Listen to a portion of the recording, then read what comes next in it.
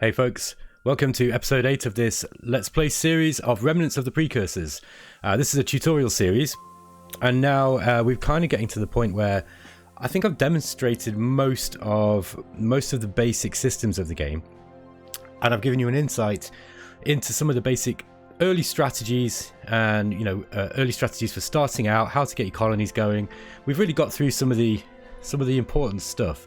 So, now I think the best thing to do is I'm going to play this game a little bit quicker, because I think that as a Let's Play series, particularly because of the limited start of the AI due to the early bug that we found and Ray fixed, it's probably not going to be that exciting as a serious Let's Play. So let's try and focus on the tutorial side of this. Just so that you know, we have got some tutorial videos planned, some more focused, a little bit more professionally made tutorial videos that describe each of the different systems in Remnants of the Precursors a little bit more in a more focused fashion. So yeah, but this was just kind of intended as a stopgap, really, so that people who had no idea how to play the game at all could kind of watch someone play it through. With that in mind, what I'm going to do now is I'm going to play through a little bit quicker than I have been doing, and I'm going to sort of anything new that comes up that we haven't discussed yet, I will then sort of stop and focus on, and yeah, we'll do it that way, because I'm going to try and get as much information into this series as possible, and then once we're done, if people are still interested, it might be worth starting a new game and then sort of playing it a little bit more for keeps, so to speak. Okay, so right now we're going to scout out this system here, and we've got another scout on the way to this blue star here, and we've got Yoshida that has just been colonized. We've got 37 pops. We've got another, let's have a look. Just see if I can get this transport. We've got another 2 on the way. 5, yeah, we've got plenty of pops coming to the Yoshida. And now it's Adachi that we need to start sending population to. Yeah, we've just sent 10 out. I'm going to send some more. So try and get as many of these populations out to Adachi as possible. There we go. And go to the next turn. Okay, so we've met a hostile human fleet, and as you can see, this isn't something we've not seen before. So the humans now on this colony, you'll see that they've got a missile base. So if we look in the colony scan information, it's got 2 shields, so they've already got shield technologies. The planetary shield Mark V that we don't have yet. It gives you an indication of the population that's at the planet, how many factories, and most pertinently here, it will tell us the weapons that they've got on, and any devices. Now, you'll see here that the planet will always have a battle scanner, and that allows them to see anything that's on our ships. It also has 8 missile bases, and it's telling us that it's got nuclear missiles, and it tells you the hit points of the base and the attack level of the base. So this is the battle computer that the base itself has. So if we were to be invading this planet, we need to bring something that can bring down these missile bases. So usually that's a bomber of some kind. We need to attack with a ship that's large enough or durable enough to be able to withstand these missiles. Can you see these missiles that are flying? So let me just move here. You'll see the missiles have now moved closer to my ship. Unless I kite out the way, these missiles will destroy my scout. Now, they're only using nuclear missiles, which are pretty weak. They don't do that much damage. They're the weakest missile that you can get at the start of the game. However, 8 missile bases is significant. We need to be doing 400 points of damage, and bearing in mind that they have shields as well. So every time we hit this planet, we have to deduct what the shields are defending as well. So yeah, we've got to do quite a lot of damage to this planet. So obviously this scout has no weapons, but even so, if we were to have look, it's firing more missiles at us. Even so, we would really have to design a ship that's designed to take down these planets with missile bases. I'm going to hit retreat here. In the tactical battlefield screen, you can auto resolve a battle if you're sure about winning. You can retreat all of your fleet, and it will retreat them one by one in the order of initiative. Or you can auto play it, so you can actually watch the game play out on the tactical battle, and then you can pause it part way through if you want to either take back control or just sort of get some more information on what's going on. And there's a next ship control here. So let's just hit retreat.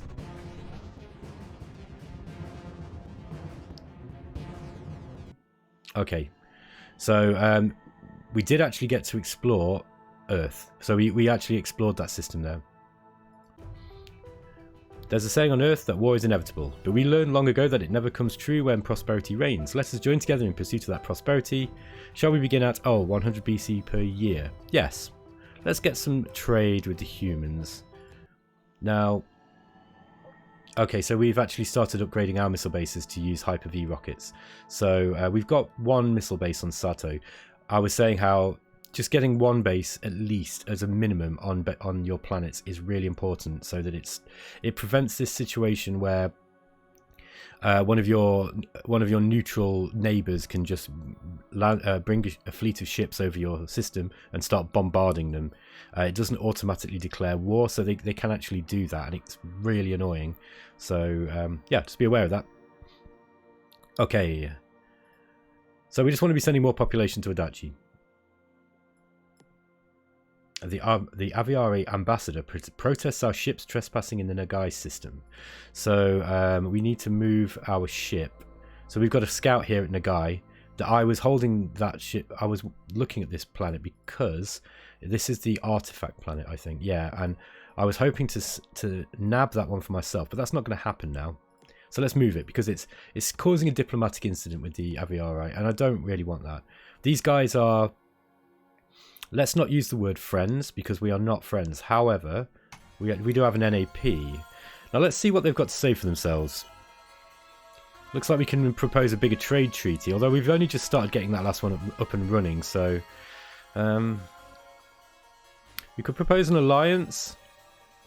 Here you can see now we've got this extra option that comes up when you've got more neighbours in the galaxy, which is joint declaration of war on another race. So... the way that Master of Orion kind of worked was that you could actually, there was a diplomatic option to ask another race to declare war on someone else. Now, because of the way that the council victory works, if you're at war with someone, they're not going to vote for you in the council, and that was one reason why you might want to get somebody to declare war on another. The other is, of course, is that you're just, if you want to, you know, causing a war between two enemy races is a surefire way of tying their industry into warfare rather than into development. So it was an exceptionally effective way of putting yourself in to a higher advantage. Now I think Remnants of the Precursors, they've changed this, and there's a reason, because it was quite easy to abuse that system and to cheese it to get the AI to do what you wanted. So now instead of like asking them to declare war, you actually do what's called a joint declaration of war on another race. And if you see, it will say, who should we declare war on? And we select the humans. I'm not going to do it, because if they accept, we'll be at war with the humans, and I don't want to be at war. But the next step will be, if they will probably ask you for something that they want in return for this. So they might say, okay, we'll declare war on the humans if you give us battle computers 3 and hand lasers, you know, and maybe some credits that they want as well. So they will actually balance out what they want in return for this. You will then also declare war on the humans at the same time. There's a bonus to doing this, and the bonus is that if you're at war with, let's say we're at war with the humans, and the Aviari are also at war with the humans, I will get a diplomatic boost with the Aviari, which comes from both of you having a common enemy. So there's a saying, the enemy of my enemy is my friend, and that's codified particularly in this relations boost that you get. So this is, if you, let's say that you're playing a game and you've got a very, very strong neighbor who is making threats towards you, one way that you can deal with this is by finding someone weaker, and then you could say, okay, how about you and me, we go to war with these guys. That you will be at war, but you'll probably be at war with someone weaker, and the larger empire will then they will get a positive relationship boost because of that relationship status. So that's one way that you can survive being outsized early on in the game. And that's worth bearing in mind. The diplomatic, the way that diplomacy works in in Remnants of the Precursors is really cool, because it looks quite simple, but it's really tied intrinsically with the rest of the game works, particularly with the way that the council vote works. This is one of the reasons why I just think this is one of the best designed games ever. I don't think there's much you could add to the diplomacy in Master of Orion or Remnants of the Precursors that would actually make the game any better. I mean, there might be some arguments, say, for maybe being able to trade systems for technology and money, maybe, but even then I'm not sure whether it would really add much to the game as it is. Anyway, I'm just speculating. Let's carry on with the game. So we are now starting to face a little bit more resistance with regards to the size of these planets. They are going to keep expanding now. Now that their AI has been fully unlocked, they are going to carry on expanding. Okay, we found a rich planet here. It's a toxic planet, so we can't take that yet. And we've explored another human planet here at Aldea. It's a fertile planet. Fertile planets are great. That means you get a 50% population boost. They grow pops really quickly. Okay, so the humans are now asking for a non-aggression pact.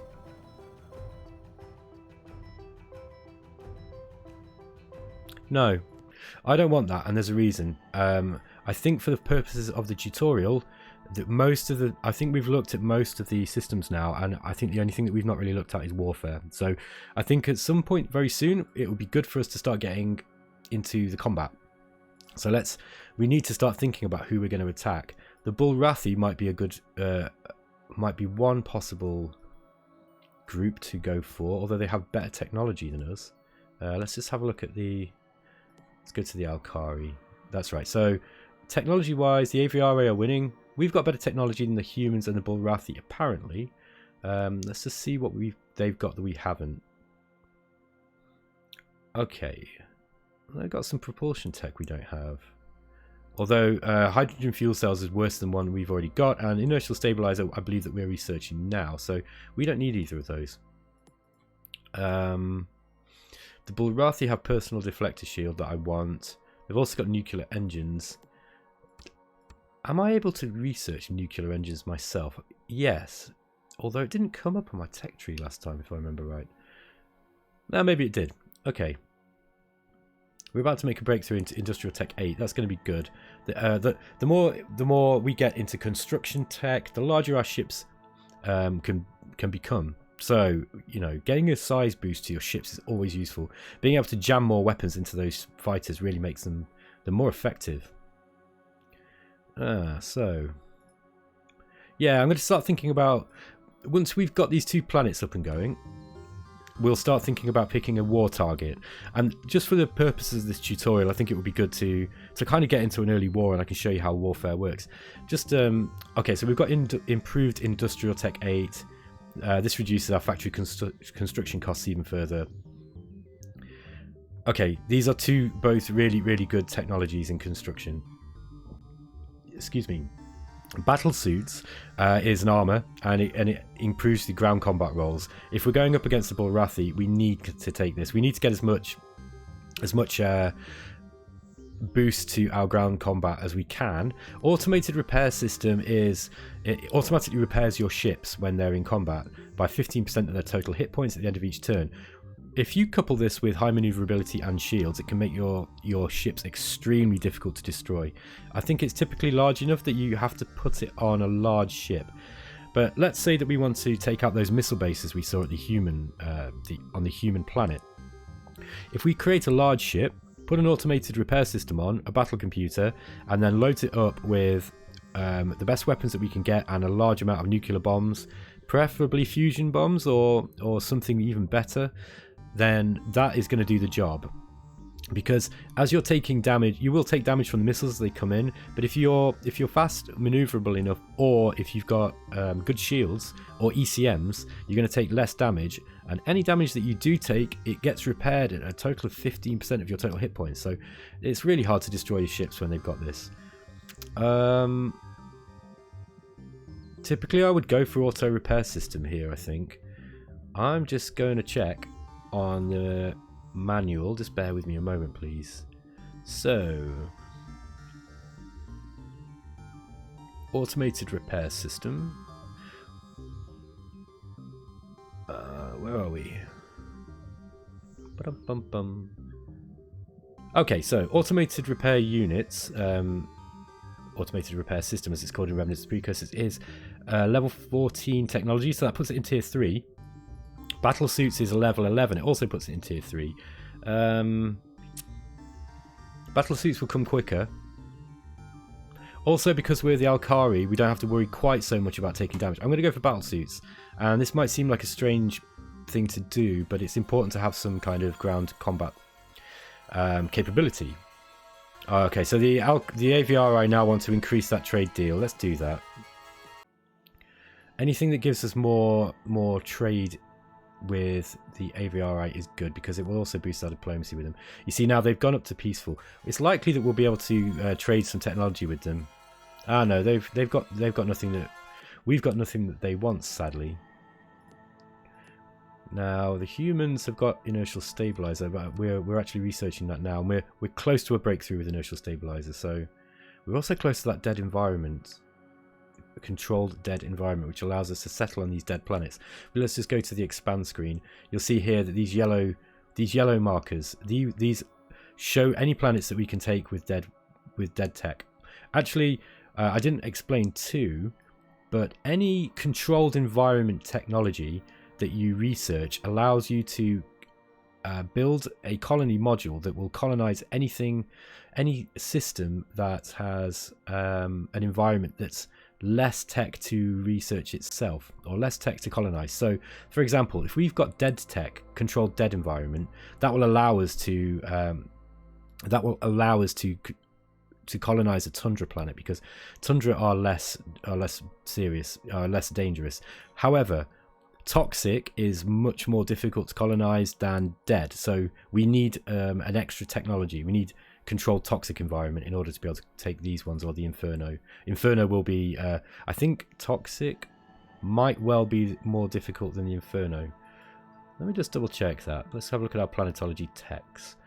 So, okay, in the order of severity, they are controlled barren, then it's controlled tundra, then dead planet, then we get Inferno landings, then controlled toxic landings, and then radioactive landings. That might be it. Yes, that's it. So it's the radioactive is the most difficult planet, the difficult system that you can actually colonize. Well, anyway, that was just one aside. So we're still working on tech. This has been a relatively easy game for us so far, but I think the AI has woken up, so it's going to start getting a little bit more serious. Look, no, the Bullrathia, it looks like they're sending a ship to this system, maybe to Joe. We've got to be careful, because they might actually cause some damage here. I wonder if we can build if it's possible for us to build a missile base. Oh, maybe not. I made a mistake here, guys. So I think they're not going to be able to do much unless they've got nuclear bombs on, or some other bombing tech. I'll tell you what we'll do. Let's go to our colony screen, and fortunately we've been putting some money into our funds. So let's transfer some funds from the treasury. Now they've got 124 production per turn, which means we can add another 124, and then we'll use that instantly. So there we go. We've got 240. We're still going to be waiting 3 turns for a missile base. I wonder if we can... Yeah, we can make that 2 turns. However, we're pushing seriously into our ecology. We're going to be causing waste, which is not good. However, it doesn't matter for the time being because our population is quite low. So reducing the maximum amount of pops on the planet isn't going to be such a big problem right now. Okay, I'm going to do that because I think that it does look like they are... It's hard, you can't tell until we've got the right technologies, but I think that that must have come from Midgard, or it's come this way and it's going up this direction. It's possible it could have come up here, but I actually think it's going this way, which means that yeah, Bulrathi is starting to... They're getting restless. Let's just see what our diplomacy is like with them. They're relaxed, but just because they're relaxed doesn't mean they're gonna help us in any way.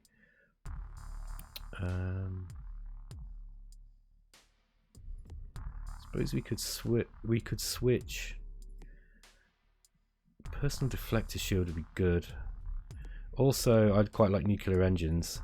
Nuclear engines allows our ships to move faster each turn on the strategic map, and it gives us the option of creating fighters and ships in tactical combat that will move further and more maneuverable too. But let's just see. Nuclear engines we were looking at. Yeah, I can take that next turn. I don't know if I want to trade. I don't really want to trade with the Bulrathi. Oh look, they're sending transports as well. The humans are unhappy that we're yeah, let's just move this scout back. We don't want to upset anybody unnecessarily. There's a time to upset your enemies and a time to be friends, and right now, until we've actually built our planets up so they can sustain a war economy, we don't really want to be going to war with anybody if we can help it. Yeah, this might be a problem. Let's just see. We found a desert planet, Nasu. Humans want Duralloy armor. Improved eco restoration would be good. That being said, I don't know if I want to give them Duralloy armor. What is improved? Sorry, just bear with me. I just want to have a look at this. Improved eco restoration is... Oh, it's only level 5. That's not worth trading Duralloy armor for. Neither is inertial stabilizer. Go away. Okay, so the Aviary are right. I want industrial tech 8. Oh, they have fusion bombs. Okay, so fusion bombs are the sort of first level up that you get for your bombing technology, but that's really good. Also, personal deflector shield would be worth it because this would allow our troops to gain bonuses to their rolls. Sublight drives is also a really good technology. These are all really good and worthy trades, I think, for Industrial Tech 8. Industrial Tech 8 being level... It's a level 8 tech tier 2 in construction. I mean, I can probably go for sublight drives, that's good, and also fusion bombs. Let's take fusion bombs. I'm going to go for fusion bombs because now we can start thinking about designing ourselves a big bomber. So we don't have much in the way of weapon tech. We got hyper Vs, but they're still not that great. So you see here, look, we've got a nuclear bomb, and the nuclear bomb does 3 to 12 damage. And its size is 19 and size 28, whereas the fusion bomb does 5 to 20. It's a more effective hit each turn. You can't fit as many of them in until they start getting miniaturized, that is, of course, but yeah, it's generally better to be putting the larger weapons on. It's more effective. So yeah, we can start building a bomber, but I'd actually like to find another weapons tech first, something that's a little bit more effective. Scatterpack V rockets would be good, but I really want a laser, a beam weapon of some kind. Now we could go for neutron blaster when it comes, and that is good. I missed out on neutron pellet guns, which is a shame. I really like that technology, especially for the Alkari. It would be good. As it stands, if we were to go to war now, I think our best bet would be to be building fast, maybe medium or large, medium ships loaded with hyper Vs, and use them in a hit and run kind of capacity. So that you attack, you launch all your missiles off, do as much damage as possible, and then you flee. And rinse, repeat. Okay. Looks like the Bulrathi were going in a different direction. That's fine. Oh, wow. Joe's really gone down to size 8. Okay, I'm not sure if that's right or not. Okay, I might just run this by the developer, but yeah, I'm not sure if it should have gone down that much. Anyway, it will be good to continue building this missile base here, even though it's significantly hampering our... Well, it's not a big problem actually, because look, we've population-wise, we're still at 50. We could probably build another couple of factories. There we go. Yeah, I'd like to get a missile base up here just in case the Bulrathi do start to get... I mean, look, they're starting to throw big ships around. These are large ship designs, I think. They're at least medium or large. And they're certainly building this planet up quite fast, so... Okay. The humans now want our fusion bombs, and no, they just go away. I don't want your rubbish techs. The AVRI want an alliance. Let's do it. Let's do it. I mean, we've got plenty of targets if we want to go to war and expand, right? So, and actually, just because of how close AVR is to Altair, we can get to one another's home system within one jump. Well, within a few light years, and especially with those guys, they've got sublight drives, so they can travel at 3 light years a turn, which basically means that 1, 2, 3. Yeah, I mean, it would be just over 2 turns between our home worlds. We don't want to be in a war with these guys. This could be messy. So I think that alliance is worthwhile. Also, now that we are allied, we can probably start asking them for more stuff. Yeah, let's go for the higher trade deal. When we go to war now, if we wanted, we could probably quite easily pull these guys into a war with us. So let's say that the Bulrathi did invade us or declared war. It would be quite easy to get the Aviari into the war. And because we're allied, the Aviari can use all of our systems to base its fleets. This would be, well, none of these factions could withstand our 2 factions now. I mean, 1, 2, 3, 4, 5, 6. We've got 6. They've got 5 planets. They're going to get more. Also, notice one of the downsides of alliances, if you want to see it this way, it's also a benefit, is that we can now we've now got extended range. So whilst we can't colonize anything outside of our own colonies, we can use these bases for refueling. So that means we can now send our scouts over to these planets. Even more so, if any of our fleets, we can likewise anchor them at the alien systems, at the Aviari systems, so we can actually base fleets here. So we could actually strike at Earth now. If we sent some fleets to Yoshi, we could probably strike at Earth, and that's quite serious. That's quite a serious problem for the humans. So we're not far off 13 minutes. I'm just going to play a few more turns. Okay, so yeah, this episode was interesting because I was hoping just to kind of play the game through a little bit quicker, but it did seem that there was a few things that we could talk about that kind of gave some exposition into some more of the game mechanics in Remnants of the Precursors. So this was it was a worthwhile one. I'm just going to see where we're at. Right, defense is going to reserve spending. Okay, so let's just drop that down now. We'll put a little bit into ecology. Let's just drop this down here. Oh dear, I'm being a little bit ham-fisted. There we go. Adachi's kind of coming on nicely. We could probably do with sending some more fleets, maybe some more transports. Yeah, I think I'll do that. Try and get this system up and running a little bit faster. We've got that missile base at Joe now, right?